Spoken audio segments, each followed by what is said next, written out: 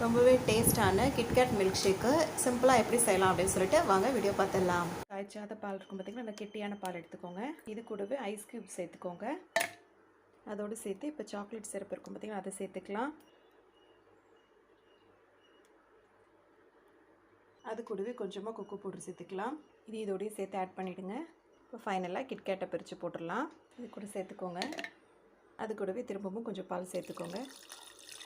இந்த அளவுகள் எல்லாமே உங்களுக்கு தேவையான அளவுக்கு அதிகமாக்கிக்கலாம். இப்போ இதை வந்து நல்லா அரைச்சிட்டு வந்துடலாம். கொஞ்சமாக ஜீனி இல்லை நாட்டு சர்க்கரை சேர்த்துக்கலாம். இதோடு சேர்த்துக்கோங்க. இப்போ நீங்கள் எந்த கிளாஸ் பரிமாற போகிறீங்களோ அந்த கிளாஸ் எடுத்துக்கோங்க. அதை சுற்றிலுமே வந்து சாக்லேட் சிரப் இருக்கும் பார்த்திங்களா, அதை ஸ்ப்ரெட் பண்ணி விட்டுக்கோங்க. இப்படி சுற்றி நீங்கள் ஊற்றும் போதே அதுவே அழகாக ட்ரை அப்படியே கீழே வந்துடும். நம்ம அரைச்சி எடுத்தது பாருங்கள், நல்லா நிறையா நல்லா சூப்பராக இருக்கும். இப்போ அதை கிளாஸில் ஊற்றிடலாம்.